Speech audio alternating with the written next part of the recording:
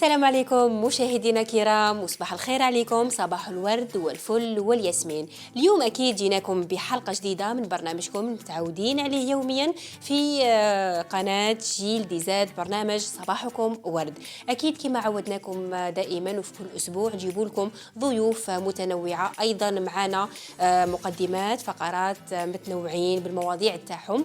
فاليوم ما خلوني نرحب بضيفتي المتألقة، ضيفتي المبدعة في المجال تاعها، أشواق ماني، مدربة في التسويق وأيضا مدربة ومكونة في التصميم. صباح الخير أشواق. صباح النور حبيبتي، واش راكي؟ صبا بيان الحمد لله. الحمد لله. وانتيا؟ صافا تخي بيان الحمد لله. راكي منورة اليوم بالألوان والابتسامة. يحفظك. شكرا على الاستضافة ليديا حبيبتي، ميرسي بوكو. سلمك حبيبي، شكرا. صباح الخير ليلى، واش راكي؟ صافا الحمد لله. الحمد لله. راكي مليحه؟ صافا الحمد لله. هذه غيبه. وي هذه غيبه. برنامج صباحكم ورد. وي ميرسي حبيبتي. يسلمك يعيشك يسلمك. ونرحب، اسمحي لي نرحب بالضيفه ونقول لك صباح الخير ومرحبا بك. عدنا انت ثاني نورتينا، وبيان سور نرحب بمشاهدين برنامج صباحكم ورد ونقول لكم صباح الخير عليكم. قولي لنا ليلى، البنفسجي ما عودتيناش عليه. شوفي نحب الالوان، شاك فوا نحب الالوان. دونك اليوم جبتكم بالبنفسجي، ورانا الاورانج، الغوج، الله الله الله الله. يعني مع صبيحه نهار حديقه اليوم حديقه. حديقه. ايوه لازم. يلا نبداو معاك أشواق. انت يعني مدربه في تصميم الازياء. قولي، نحن نعرفوا انه مجال تصميم الازياء هو مجال واسع، ياك؟ ماشي كاع الناس تنجح فيه وماشي كاع الناس تقدر تدخلوا بسهوله. سي نورمال. قولي لنا يعني كيفاش كانت بداياتك قبل ما نتحدثوا على الصعوبات، على الحواجز اللي يعني صادفاتك في طريقك. قولي لنا كيفاش بديتي. بون بدايتي كانت كنت نورمال نقرا في السوام عادي. الابداع بداني من نهار كنت انا جو سوي اونيك في اللبسه تاعي.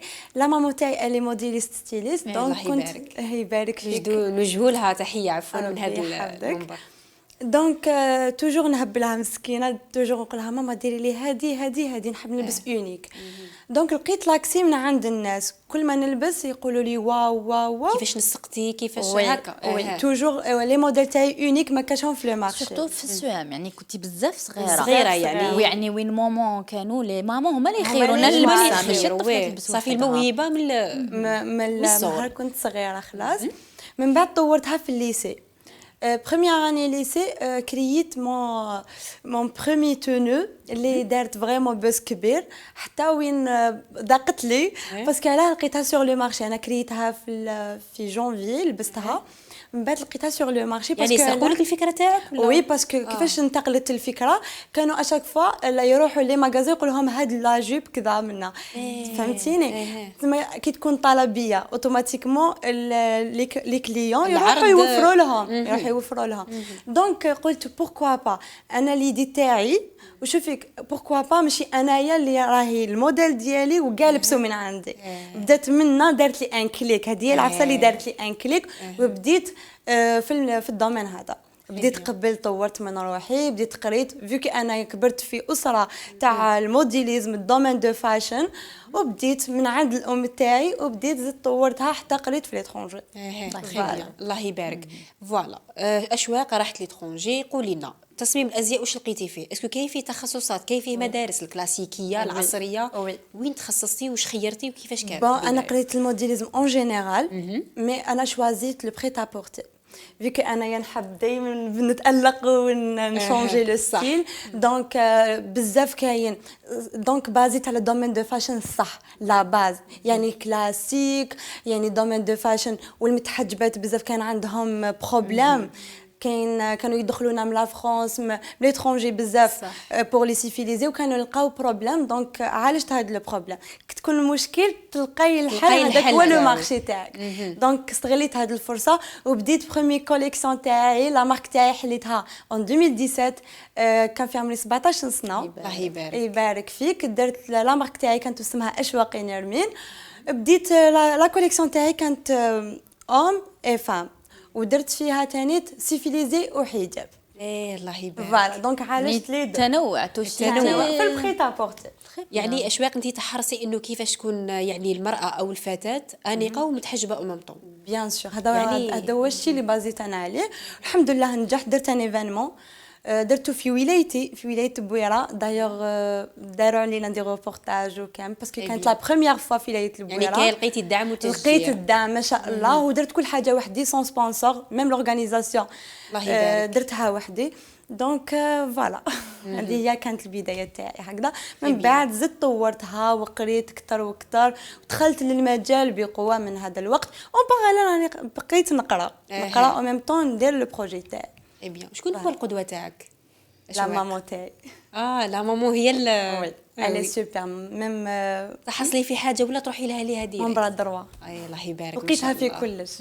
وي صح. قولي لنا اشواق التحديات اللي واجهتيها. ربما صح لقيتي تسهيلات من ناحيه العائله تاعك، المجتمع راهو رحب بك، بصح التحديات اللي واجهتيها بالك بينك وبين نفسك. لقيت تحديات كبار بزاف بزاف. علاه باسكو في الوقت هذاك الحاجه الاولى كانت لي ريزو سوسيو. دايوغ ما كانوش ترويج. ما كاش ترويج، ما كانوش فاهمين لو كونسيبت تاع اون مارك. وحده دارت اون مارك دو فيتمون، وحده عندها كوليكسيون، وحده هي اللي كريات كلش. دونك ولا مانكان ما كانوش يديروا لا ديفيرونس. لقيت بروبليم كبير. انا هدرت ليفينمون قالوا لي درتي مانكان باسكو انا فيغ لا فان خرجت بلي تونو تاعي انا وما سور.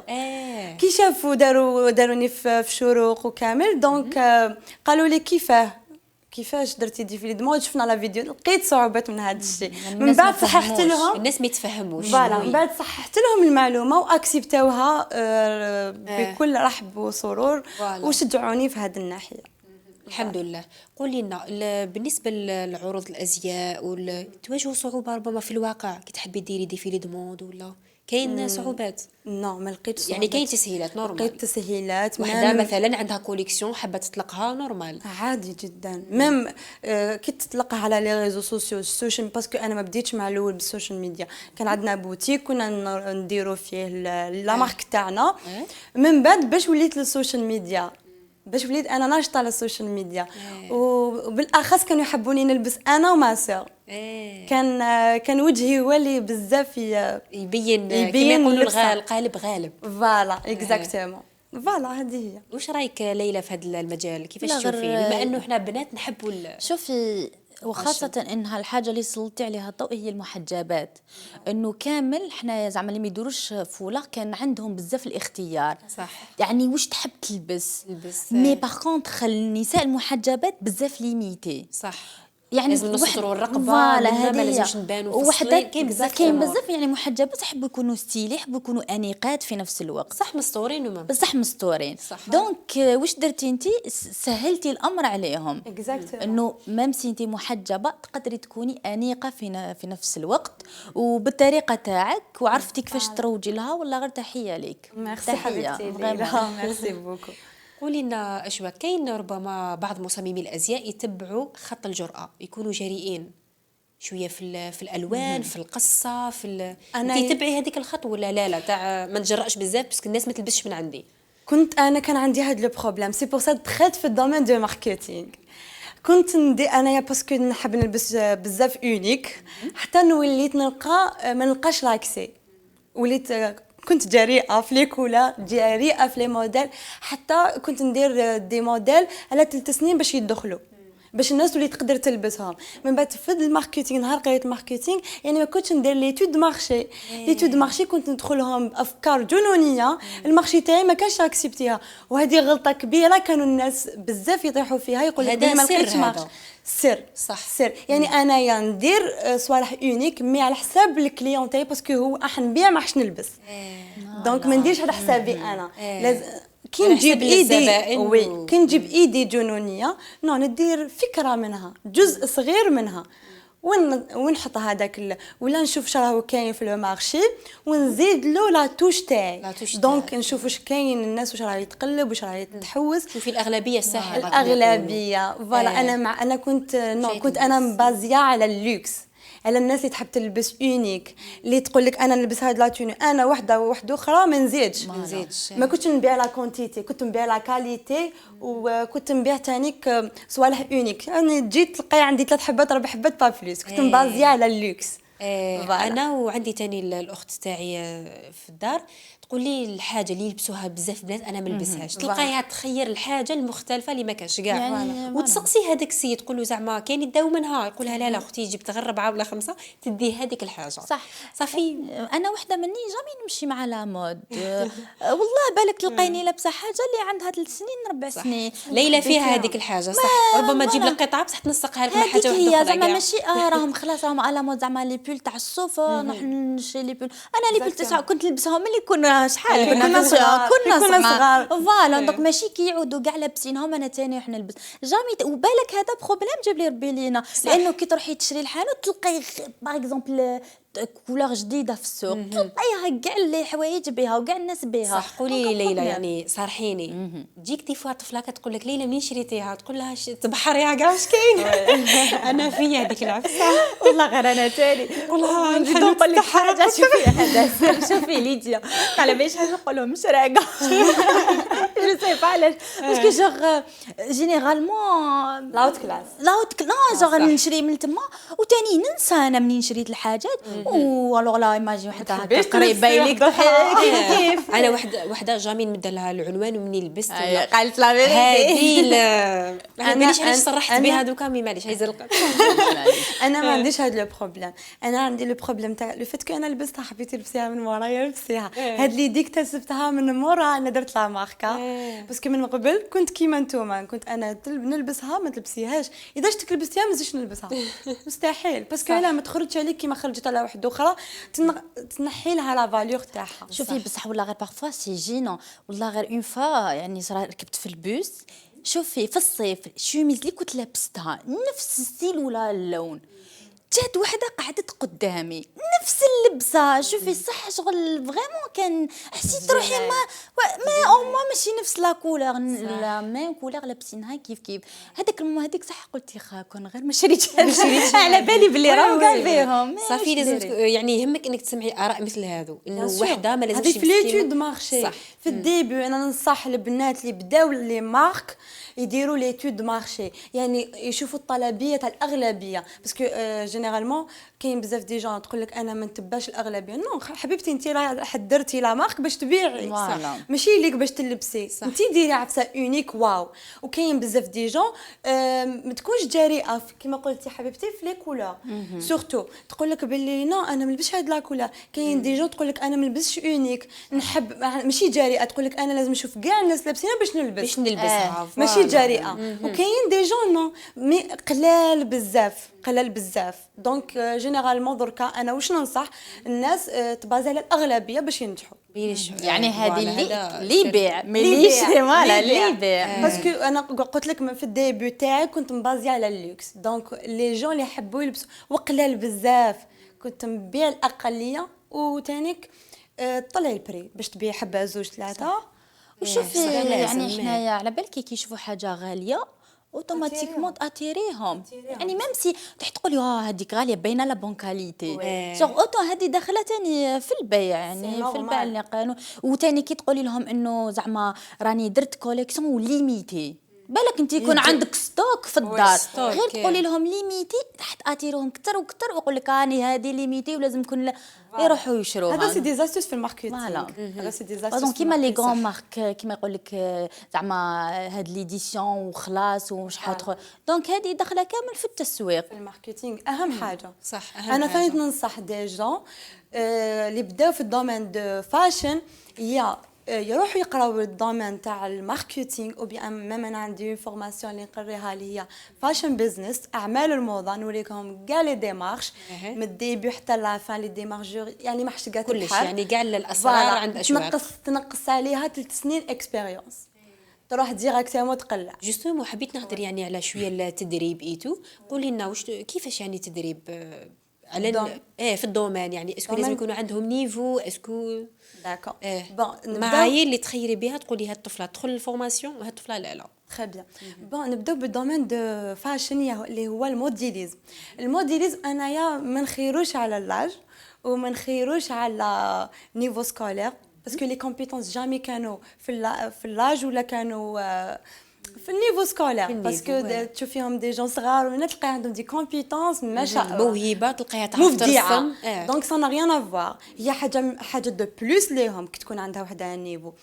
انا واش تلقيت بزاف دي جون اللي كملوا قرايتهم وما لقاوش خدمه بزاف مجالات دونك عندهم ميول لهذا الدومين دونك جاو بزاف اللي يقراو عندي هاد الكوتي ميم قريت حتى انسانه في عمرها 65 سنه يعني نوجه لها تحيه انسانه ما شاء الله وكملت خدمتها كانت انفيرميير دونك وكان لقات لاكسي معايا انا انسانه اللي مبسط والبروغرام تاعي بروغرام فرونسي دونك ليكسبليكاسيون فرونسي والبروغرام فرونسي باسكو دايوغ قلعت من تماك لا مود قلع من تماك ما خممتيش زعما ديريه بالعربيه باش تسهلي الامر على وندير البروغرام سي اون فرونسي مي نيكسبليكي اون عربي داكور نبسط بابسط طريقه يعني لو نيفو تبداي من الزيرو حتى البروفيسيوناليزم وما نشرتش لو نيفو سكولير دونك سي جوست نشوف انا نتيا راكي حابه راكي موهوبه خلاص الميول يعني. ما نسحقش انا ناس يجوا يقراو عندي ماشي حابين اوبليجيوهم لي بارون تاعهم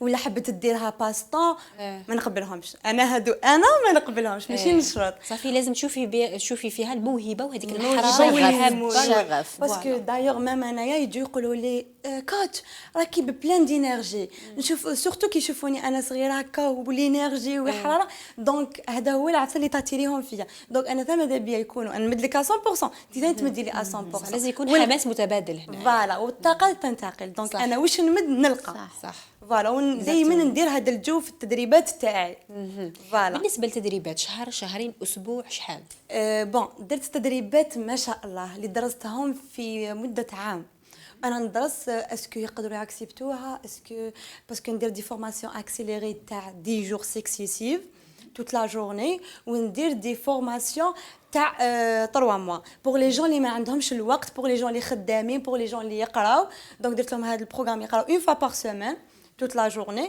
دونك انا واش حرصت على باش نمد لهم كيما نقول لهم راكم تدوا في العصاره تاعي صح العصاره تاعي وتاع لا ماما ما ننساش باسكو انا ديت العصاره تاعها هي لا باز وي دونك نقول لهم سا نا ريان افوار لا دوري ديجا انا هضرتها من وحده من لي فيديو اللي دايرتهم انايا في المواقع تاعي نقول لهم بلي سا ريان افوار الوقت شوفي لا فورماتريس واش عندها باجاج واش راح تمدلك يعني انايا طميت لهم تو ان باجاج يبداو من الزيرو جاو عندي دي جون ما يعرفوش يديروا حتى الخيط في البرا وخرجوا لمده 10 ايام لقيت يقولوا لي كيفاش 10 ايام ونرفدوا كاع لقيت اكسي كبير شوفي يعني عندهم كريديبيليتي هاد ميم هما يعني يخدموا على رواحهم يعني يبحثوا ويقراو كاين بزاف يقول لك 10 جوغ ما نو لا ما كاش منها مي انا نمدلك واش تسحقي انا مانيش ندير تعليم انا ندير تدريب كاين بزاف دي جون ماهوش فاهمين هذا الشيء وانا حابه نفهمهم بالنسبه كي راني معاكم توجد هنايا هذا سي ان ميساج اللي نقول لهم لي جون باللي التدريب والتعليم سي با لا ميم شوز كاين دي جون تقيس لي فورماسيون بلا دوري نو شوفي لا فورماتريس واش عندها وشوفي واش راح تقدم لك صح. هذا هو صافي لي كومبيتونس ما راهمش بالوقت ما يتقاسوش بالوقت اصلا شوفي هي واش تقدر تقدم لك واش تستفادي انت بيان سور كي انا راني درت دراسات ما نقدرش نهضر على ناس واحد اخرين اسكو يديروا دراسات ولا ميم نزيد نهضر هذه بالمناسبه ندير ثاني ورشات لي ورك شوب نديرهم في 8 جورني ايماجين توا باترون دو باز ويديروا لا رياليزاسيون تاع الموديل ونشرح لهم يقولوا لي كيفاش تكفيك راني حابه والله غير يعني بدات تاثر عليا دونك مرحبا بك حبيبتي ان شاء الله نجي انا وليديا واقيلا بالمناسبه ثاني نقول بلي راني حليت فرع هنايا في العاشور بوغ لي جون صافي قدامنا رانا جيت تلقايليش سبه ليديا لا نجيب لهم مرحبا بكم كامل الله يسلمك دونك صافي بليزير بهاد المناسبه يقولوا لي كيفاش لا جورني نرياليزي فيها تونو دو موديل وي اي با نهار يخرجوا على 4 تاع العشيه يقولوا لي واو واو يتولوا لي واش يعني العدد يكون ما كبير ولا يكثرش صغير؟ 10 بيرسون با بلوس. اي تري بيان صافي وي، شغل سبيسيال. ميم ندير دي يعني دي يستوعبوا كومبيتيسيون كتر. فوالا وندير دي كومبيتيسيون إيه. فيغ لا فان شكون اللي كاين هذيك يربح التنافس هذيك. تحمس فيها شاف دو جروب ليدر انتي بوز وبعد شكون اللي يكمل منه مليح. جو حماسي ما شاء الله ما شاء الله. الله يبارك يعني يا اشواق، حمستينا ما من البنات يعني اللي راهم حابين يدخلوا هذا المجال، عطيتيهم اكثر معلومات. يعطيك الصحه. ما زلنا اكيد متواصلين معك اشواق. اذا مشاهدينا الكرام ننتقل الان الى فقره تحويسه مع ليلى، ولكن بعد هذا الجينجل.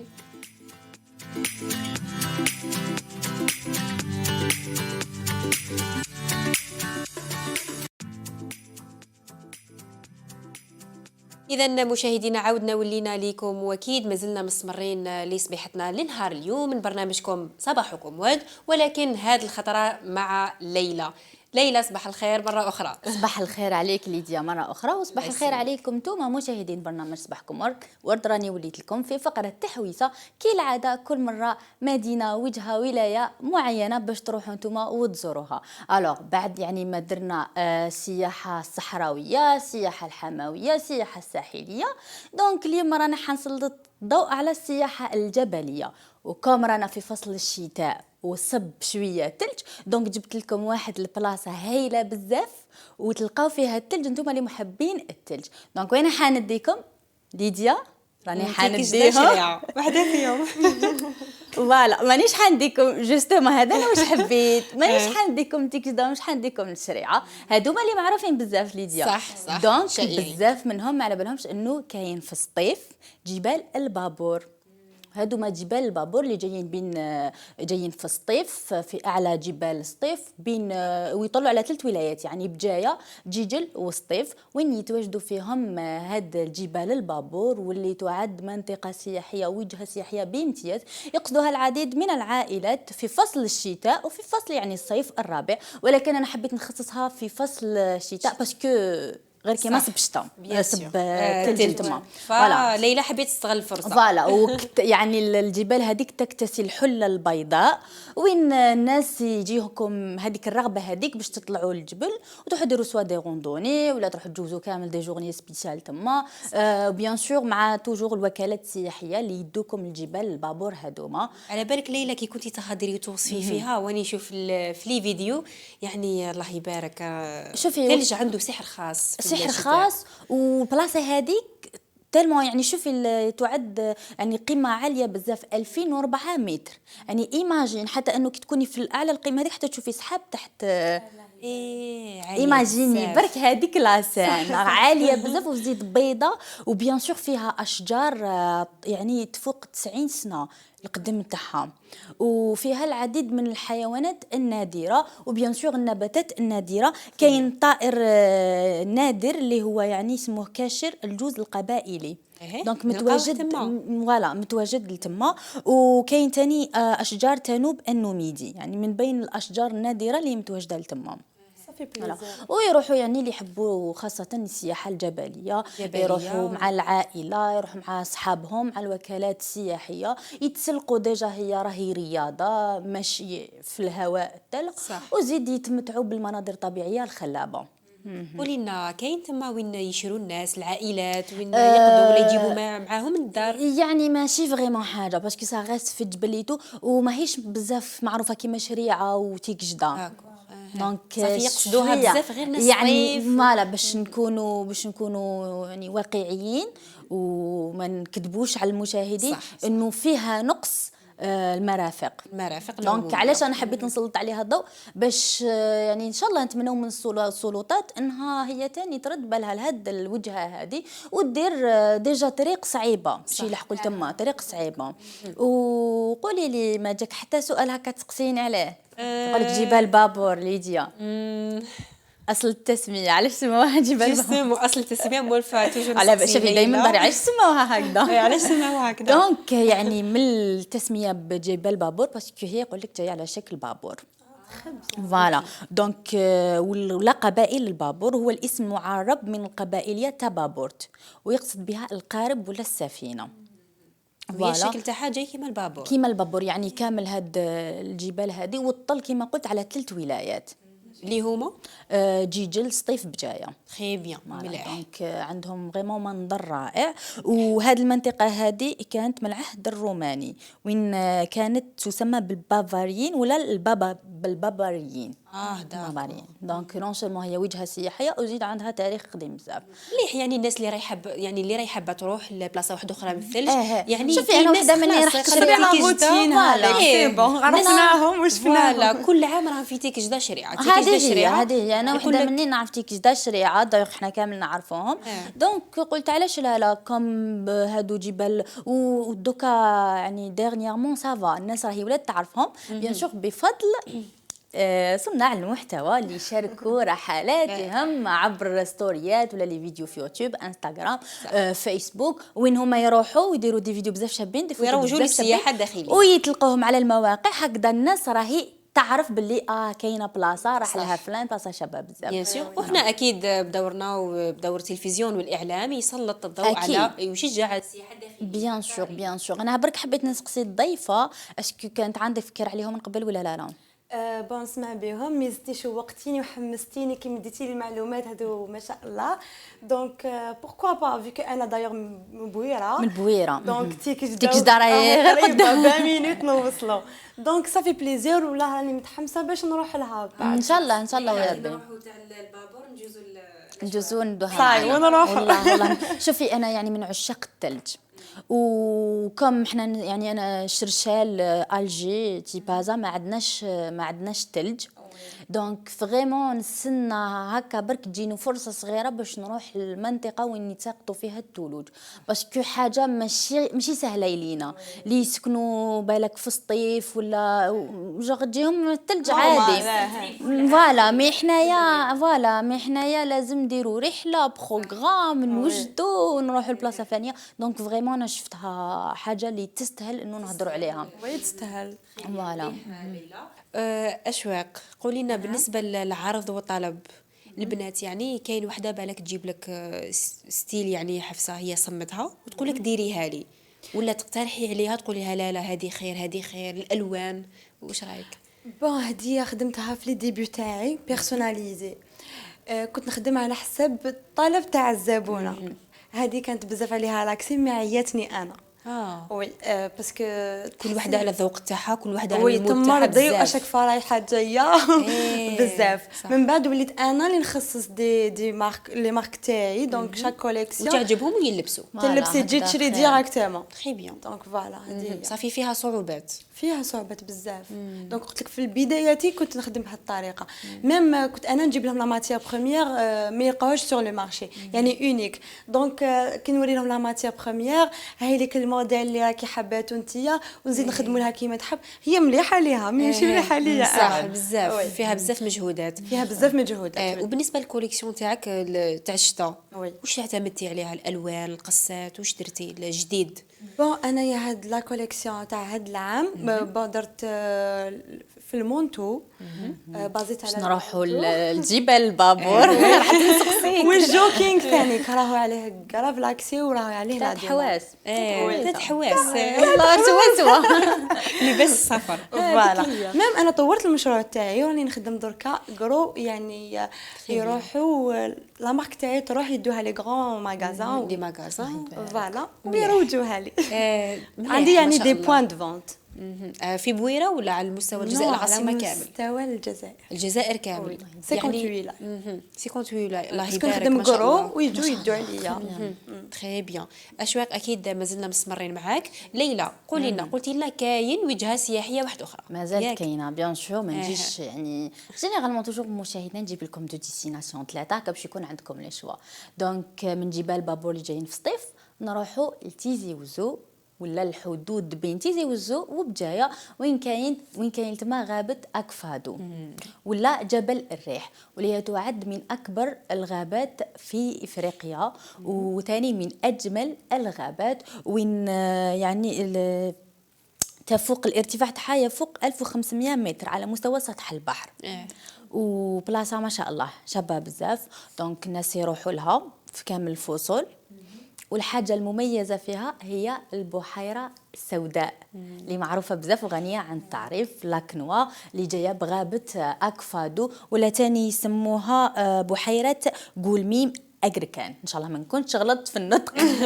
دونك نورمالمون هكذا. دونك من اشهر الغابات اللي كما قلت جايين في افريقيا وفي الجزائر. بلاصه شابه بزاف سبيسيالمون، يعني العائلات، هو مكان عائلي محترم 100%. يروحوا له بزاف الناس، سواء باش يديروا دي كامبينغ تما، ولا يديروا دي بيكنيك، ولا يعني يديروا دي روندوني اللي يحبوا يشموا هواء نقي، يحبوا الطبيعه، يحبوا هكا يشوفوا الخضوريه. وبيان بلا ما ننسى البحيرة هذيك اللي تعتبر لؤلؤة سياحية تزخر بها الجزائر، وخاصة انه يعني هذاك المنظر شباب اللي ينعكس على البحيرة. ايه صافي يكون كاين تناظر، لوحة فنية بامتياز. جنة يعني جنة فوق الارض. ايه سورتو في الشتاء، خاصة يدير في الشتاء الماكله ويروح يدير خيمه هكا صغيره. الله يديروا الشوا، مخيم. فوالا يدوا معاهم الماكله، ولا تاني اللي يروحوا يديروا دي بيفوا كيباتوا تما، يدوا الله الله ليديا ايماجين هكا يشعلوا النار ويدوروا عليها. والله غير ما شاء الله. بالمناسبه حبيبتي دوكا راهم جايين لي فاكونس، دونك حاجه مليحه درتي لهم ديستيناسيون بيان سور. فوالا يعني نتوما لي ولا حبيتوا شويه تلجي تروحوا لجبال بابور، واذا حبيتوا يعني تروحوا تريحوا مع لا فامي، بلاصه نقيه، بلاصه عائليه كتريحوا بالكم، ولادكم يريحوا من القرايه، نتوما تاع الخدمه. دونك روحوا لهذه غابه اكفادو اللي هي شابه بزاف. وكيما يعني جبال بابور فيها تاني هي اشجار نادرة، أشجار متميزة، معروفة تاني بالصنوبر الحلبي والأرز. دونك هذه هي الأشجار، وتجي جينيرالمون عالية بزاف، تجي طويلة بزاف. وبيان سور فيها حيوانات اللي معروفة بهذيك البلاصة، واللي مثلا عندنا القرود اللي محبين القرود. باسكو على بالنا انه القرود يعني اصدقاء البشر. صح. الناس سيختو اللي عندهم دراري صغار يحبوا هذوك القرود يجي يريحوا معاكم، يقول لهم برك شويه قفرات شويه كاوكا وراكم مريحين معاهم. فوالا ودراري صغار يحبوا بزاف. دونك عندهم الماغو، القرد اللي متواجد بزاف في الجزائر. كاين تاني في الشريعه، متواجد تاني في تيكجدا وفي الشفا. دونك كاين منه بزاف. فوالا كاين الايل البربري والثعلب الاحمر. الثعلب الاحمر يعني هما الحيوانات اللي متواجدين تما. ليلى نخافوا كيفاش انا نروح باش يخرج لي كاش ثعلب ولا نورمال، ما كاش الريسك. لا ما كاش الريسك، نو با دو تو، عادي يعني جدا. قلت لك يقدروا شبع ليديا واقفه فيها. انا نخاف شويه. لا مكان عائلي يعني ديجا القرود ما حيديروا والو. فوالا دونك كي نقولوا هي هما ديجا هما محميات، يعني محميه وطنيه، هذه غابه ومحميه وطنيه اللي يعني ما كاش الخطر. بيان سور يعني السلطات على بالها بهم، فوالا سيكوريزي بيان سور. كي دونك ما كاش، ما تخافيش، ما كاش سبع، ما كاش نمر، ما كاش تمسح ياكلك. ثاني نبعتك كي تما من بعد تقولي لهم ليلى خرج لي السبع. فوالا دونك هذه هي يعني المعلومات اللي جبتهم على البحيره. دونك هادو هما كامل وجهات سياحيه هادو دونك يعني جبال بابور وغابه اكفادو اللي فريمون ننصحكم باش تروحوا تزوروها. جنه حقيقيه، مكان اللي بزاف ناس يحبوا يروحوا ليه. دايوغ شفتوا تصور بعينكم وشفتوا بلي بلاصه شابه بزاف. انا نقول لكم راني نلحق لنهايه فقره التحويسه، استنوني في عدد قادم مع وجهات سياحيه اخرى ان شاء الله. ان شاء الله انتم يكونوا عجبتكم التحويسه الخفيفه هذه. ان شاء الله. شكرا ليلى، يعطيك الصحه على كامل الوجهات السياحيه اللي ركزتي عليهم لنهار اليوم. وميرسي، شكرا. يعيشك يسلمك. اشواق نعاود نولوا ليك دائما في مجال تصميم الازياء والالوان والقصات، العرض، طلب، البيع، هادو كامل مصطلحات اللي مدخلين في المجال تاعك. قولي لنا واش راهي حابه في المستقبل اشواق، رؤيتك المستقبليه حول تصميمات هاد بون راني نوجد العفايس في جونفي ان شاء الله راح نلونسيهم ان شاء الله باذن الله. قولي لنا ولا خليوها مفاجاه؟ صارحينا، قولي لنا شويه، اعطينا سكوب. اعطينا سكوب. قناه جيل دي زاد. داكور معليش، انا دوكا راني في لي بريباراسيون تاع اون اجونس دو ماركتينغ. الله يبارك. داكور ان شاء الله في جونفي راح نلونسيها باسكو لقيت بزاف مشاكل فيو كي انا راني في الدومين تاع الكوتشينغ. تعرفي المشاكل؟ لقيت مشاكل للناس تعرف البرودكسيون تلقايها عندها دي برودوي ما شاء الله ما تعرفش دير البيع. دونك حنا نديروا لها هاد العفايس كيفاش كامل تروج وتسوق باحترافيه باحترافيه ولا حنا نروجوا لها. داكور. وتانيك لي كونساي دونك انا في الاكاديمي تاعي دونك نمد لهم دي كونسلطاسيون في اي بي يعني وين تجيني لا كليونت دير الاستشاره معايا ونوجههم. دونك هذه هي بور لانستون وان شاء الله نكون في حسن الظن وفي اعلى المراتب ان شاء الله. لا مارك تاعي تكون انترناسيونال. يعني كريمه عندك معلومات تشاركها مع واحد يعني اخرين. عطاتنا كامل الاسرار اللي قادر واحد اخرى تبخلنا بهم تقول لك لا لا كي تجوا لعندنا هذا واش لاحظت. فوالا يعطيك الصحه اشواق فتينا نهار اليوم. وانت ثاني ليلى شكرا. يعيشك انت ثاني نشكرك على الترحيب ونشكركم انتم مرة أخرى مشاهدين برنامج صباحكم ورد. يعطيكم الصحة. إذا مشاهدينا الكرام أكيد ما زلنا متواصلين صبيحتنا لنهار اليوم مع فقراتنا المتميزة ولكن بعد هذا الجينجل.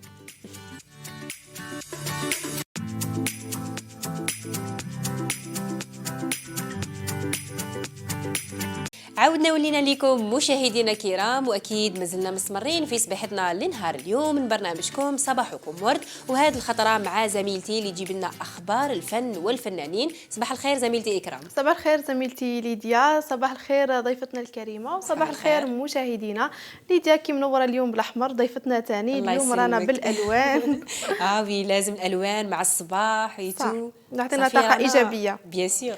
وطاقتنا الايجابيه ثاني راح تزيد تكثر كما راح نفتحوا اليوم الورقه الفنيه تاع اليوم زميلتي ليديا واللي راح نهضروا فيها على موضوع الساعه واللي دار ضجه في هذا السمانه واللي هو اغنيه المغني الكبير رابح درياسه اللي تم السطو عليها من قبل احد المغنيين المغاربه في احد القنوات المغربيه وين في احد البرامج عفوا مشاهدينا وين قدمت مقدمه البرنامج احد الفنانين على انه هو المغني والمالك للأغنية رابح درياسة مبروك علينا وهذا اللي أثار حفيظة ابنه عبدو درياسة وين خرج في فيديو على حسابه على الانستغرام وين قال باللي هذا الشيء عيب وهذه الأغنية هي ملك لأبوه وأنه أبوه هو اللي غناها وعندها أكثر من 30 سنة وأنه هذه الأغنية أول ما ظهرت في مونديال 1985 اللي غنوها للجزائر والمنتخب الجزائري زميلتي ليديا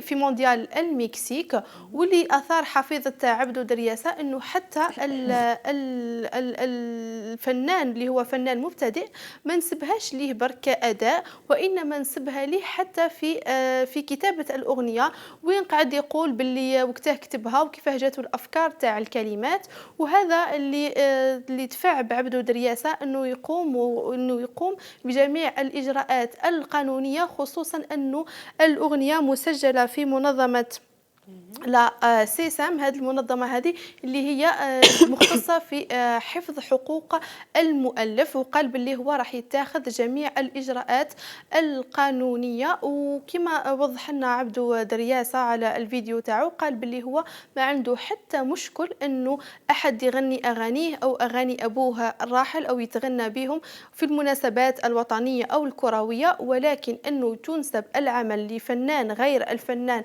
الاصلي للأغنية وتنسب كلمات الأغنية لفنان آخر فهذا يعتبر سرقة وسطو على الفن الجزائري وين قال كما قلت لكم مشاهدينا أنه راح يتخذ جميع الإجراءات القانونية في هذا الصدد. وهذا الخبر اللي انتشر بزاف في مواقع التواصل الاجتماعي وخصوصا أنه هذه الأغنية تعتبر من أغاني التراث الجزائري وأنها محفورة في قلوب وأذهان الجزائريين منذ 35 سنة واللي أثار ضجة كبيرة أنه كيفاه قناة كبيرة في الدولة الجارة أنها تتجرأ وأنها تسرق أغنية من التراث الجزائري فهذا هو اللي خلى وساهم في انتشار هذا الخبر وراح نزيدوا نستناو التطورات في هذا الموضوع. احتمال يكون اعتذار أو راح يكونوا تطورات أكيد في هذا الموضوع وإحنا مشاهدينا راح نرصد لكم التطورات أول بأول. إن نروحوا زميلتي ليديا لموضوعنا الثاني، واللي هو آخر ملكة، واللي هي الملكة زفيرة، اللي سبق وتحدثنا عليه ديجا في الأعداد السابقة. صح. وين قلنا أنه هذا الفيلم اللي شارك في مهرجان البحر الأحمر، وكان عنده أصداء كبيرة ونجاحات كبيرة، وشارك ثاني في عدة مهرجانات. صح. إلا أنه في مهرجان الجزائر الدولي للسينما ماهوش راح يكون حاضر، لأنه زميلتي ليديا هو كان مبرمج أنه راح يكون في حفل الختام. يعني هذا الفيلم، فيلم زفيرة الملكة الأخيرة، هو كان مبرمج أنهم يختموا به مهرجان الجزائر السينمائي الدولي.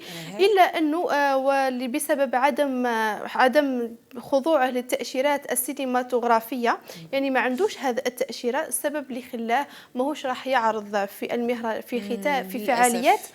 في فعاليات اختتام مهرجان السينما الجزائري. وهذا اللي خلى أحد ممثلي الفيلم اللي هي إيمان نوال وين تنشر العريضة الرسمية لسبب عدم عرض هذا الفيلم. وين تأسف العديد من الجزائريين أنهم همش راح يشوفوا فيلم آخر ملكة بملكات الجزائر في صالات عرض جزائرية. نتمنى أنه الفيلم يحصل على التأشيرات وينجح في الجزائر كما نجح في دول أخرى. من السينما نروحوا للدراما مشاهدينا، وين وصلت الدراما الجزائرية في سباق الدرامي لرمضان 2023، وين راح نشهدوا في رمضان 2023 عودة المخرج العبقري جعفر قاسم. هذا الخبر اللي فرح جميع محبي الدراما الجزائرية، صح. وخصوصا الكوميديا، لأنه نعرفوا أنه جعفر قاسم كي يدخل الساحة الفنية كوكسوسوا في التمثيل أو في الدراما راح يكسر الحالة ويدير لنا أعمال في المستوى المشاهد الجزائري.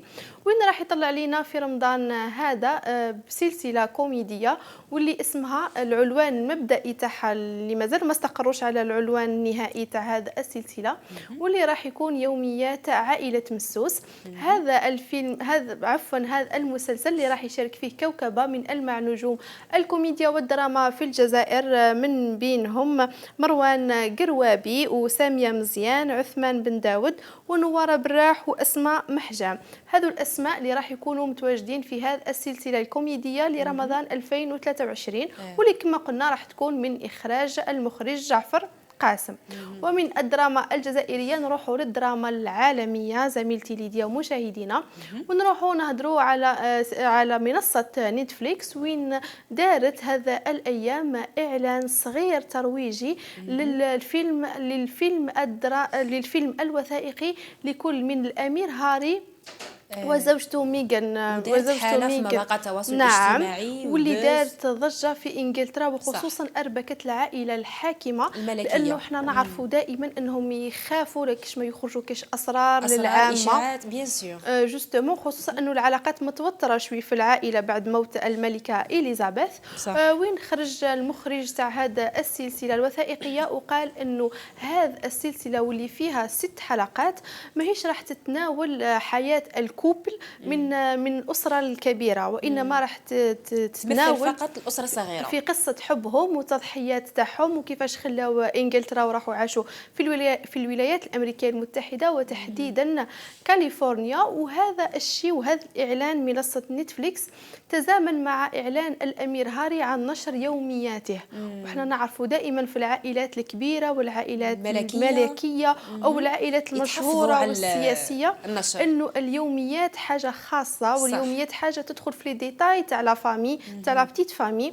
وهذا الشيء اللي كانت ديجا قبل رفضاته العائلة الحاكمة، إلا أنه هاري دائما يجيب جديد في العائلة الحاكمة، كل يوم يفاجئنا يعني بحاجة جديد. كل يوم يقرر، كل يوم يخرج لنا بقرارات جديدة غريبة عن العائلة الحاكمة، سواء في كل دول العالم. أنه قرارات هاري دائما قرارات جريئة شوية، وربما تشوفوا العائلة الملكية قرارات طائشة جوستومون. فهو كيقرر انه ينشر يومياته. كانت ديجا هذا حدث اربك بريطانيا ككل، واللي زاد نسب المشاهده وحبوا يعرفوا وشو هما اليوميات، كيفاش واش راح يبارطاجي، واش راح يخلي الاسرار اللي راح يبارطاجيها، وكيفاش يعيشوا لي برانس في عصر تاعنا تاع دوك حنا ديما نعرفوا لو برنس سندريون، دوكا يحبوا الناس الجمهور متشوق يعرف انهم كيفاش رايحين يعيشوا لي برنس وكيفاه يومياتهم ولي جورني تاعهم كيفاش يجوزوا، فهذا اللي اربك العائله الحاكمه وزاد دار ترويج غير مباشر للسلسله الوثائقيه كما قلنا الفيلم ميغان وهاري اللي اكيد راح يدير ضجه صح. ومن الاعلان الترويجي دار ضجه، فما بالك انه راح يصدر في الايام القادمه.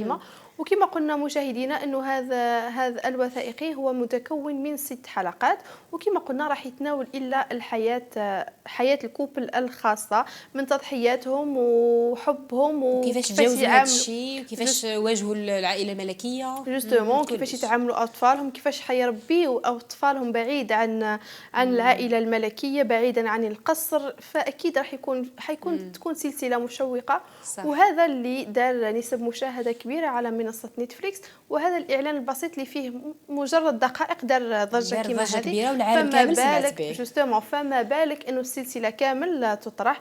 حنا ان شاء الله كي تطرح نجيب لكم من الجديد. وكانت هذه ورقتي الفنيه زميلتي ليديا، نتمنى نكونوا فدناكم وتكونوا استمتعتوا معنا ان شاء الله. يعطيك الصحه شكراً. اكرام كي لخصتي لنا كامل واش راهو صاري في المواقع التواصل في العالم. يعطيك الصحه يعني خرجتي شويه على الجزائر. جوستومون نجيبوا اخبار الفنانين من مختلف اقطاب محليين العالم، محليين والعالميين، سواء في الدراما او في السينما او في الغناء. نجيبوا شوي ان بو بارتو باش نوعوا للمشاهدين يكونوا مطلعين معنا على جميع الاخبار الفنيه. يعطيك الصحه اكرام. اذا نعاود نقولوا لك اشواق بالنسبه قلتي لنا نظرتك المستقبليه حول هذا المجال اللي راكي فيه، تصميم الازياء ايتو، فقلتي لنا استناو جديد.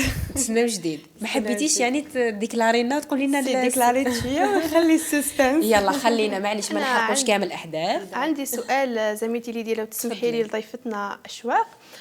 في هذه الايام وين طرح المصمم حتى الازياء ريان اطلس دار ديفيلي دو مود وين هو دار دي فورماسيون لي كانديدا تاعو، وين هما داروا ديفيلي دو مود مي اللي لفت انتباهي انه قال انه الجزائر ما زالت بعيده على هذا النوع من التنظيمات، على اساس مثلا انه ننظموا مثلا فاشن ويك ولا ويك ديزاينر. فهو قال انه الجزائر ما زالت بعيده. فانتي في مادامك في الدومين واش تعلقين على هذا الراي تاعو، وحنا نحترموا رايه يعني. بيان سور باسكو واش رانا نشوفوا دركا انايا نحترم رايو، مي انا واش راني نشوف دركا راهو كاين اقبال على هذا المجال راهو لافت الانتباه. الدومين دو فاشن تغير بزاف في الجزائر. فيه يعني الاضواء، فيه الشهره، فيه بزاف حفايس اللي تغري ربما وي كاين جديد وراهو عليه لاكسي، راهو عليه بيني برك الدومين دو فاشن و فانس راهو دومين ناجح بزاف وراهو عليه الدعم. وعلاه لا في الدومين تاع الاورغانيزاسيون بالك قصدو الاورغانيزاسيون هو تحدث على الاورغانيزاسيون بوكو بلوس. انايا واش ننصح واش نمد رايي انايا نشوفوا دي بواط سبيسيال في هذا بواط اورغانيزاسيون دي زيفينمون يديروا دي كولابوراسيون يعني يتعاونوا في بعضهم باش يقدموا حاجه مليحه. باسكو قد ما نكون انا محترفه في المجال ما يجيش واحد يكون احترافي في هذا المجال خير مني انا فوالا. دونك انا واش ننصح يكونوا دي كولابوراسيون. انت عندك بواط كومونيكاسيون بيان لورغانيزاسيون دي زيفينمون نديروا ان ترافاي انصومبل وانت تباني وانا نبان ونقدموا حاجه كل واحد شابه. يمد البلوس للاخر. فوالا صافي انت ما توافقيش يعني المصمم الكلام تاعو المصمم ريان اطلس بوتيتر دار لورغانيزاسيون وحده ولقى مشاكل بالك باسكو فيكو هو ما راهوش بالك في هذا المجال. انا واش راني نشوف اوكي. دونك سؤالي ياتني اسكو مثلا شخص انا نحب مثلا ستيليزم، اسكو نقدر نتخصص في ستيليزم بعيد عن الموديليزم ولا لازم يمشيو في زوج اون باراليل؟ انا واش ننصح ديما لي كونديدا تاعي يبداو بالموديليزم. علاه؟ باسكو باش معليش نعاودو كون غير ما حبستيش قالوا لي قولها تخزر فيك. كاني نهضر هيا تعاود تكمل ندير قصه في المونتاج برك. كملي بصح شوفي فيا قال لك داكور. دونك ننصح ديما يبداو بالدومين تاع الموديليزم باش باسكو علاه كي تكوني في الدومين تاع الستيليزم وما ترياليزيش الموديل ديالك ما درنا والو صح جونغ يعني لازم هذاك يكمل هذا يكمل هذا دونك انا ديما ننصح لي كانديدا ديالي وثاني المشاهدين باش يكون عندهم فكره على هذا المجال بلي يبداو الموديليزم من بعد الستيليزم فوالا صح. فنشكرك أشواق على كامل النصائح اللي عطيتيهم لنا للنهار اليوم. ايضا شكرا على الاجابه الوافيه. ايضا اكرام نشكرك ثاني على كامل شكراً المعلومات زميلتي. والاخبار الفن والفنانين سواء كانت محليه ام عالميه، اعطيتينا كاع واش كاين. شكرا. العفو. نتلاقاو ان شاء الله اكيد في اعداد اخرى، مازال الخير القدام ان شاء الله. ان شاء الله. شكرا نورتيني. يزيد فضلك حبيبتي ميرسي بزاف يعطيك جزت الصحة. ما شاء الله الله يسلمك تعيشي ان شاء الله دائما ان شاء الله. ان شاء الله يا رب. شكرا. اذا مشاهدينا الكرام وبهذا خلوني نختم حلقتنا لنهار اليوم من برنامجكم صباحكم ورد. اذا نتلاقاو ان شاء الله في اعداد اخرى في نفس القناه وفي نفس التوقيت. الى اللقاء.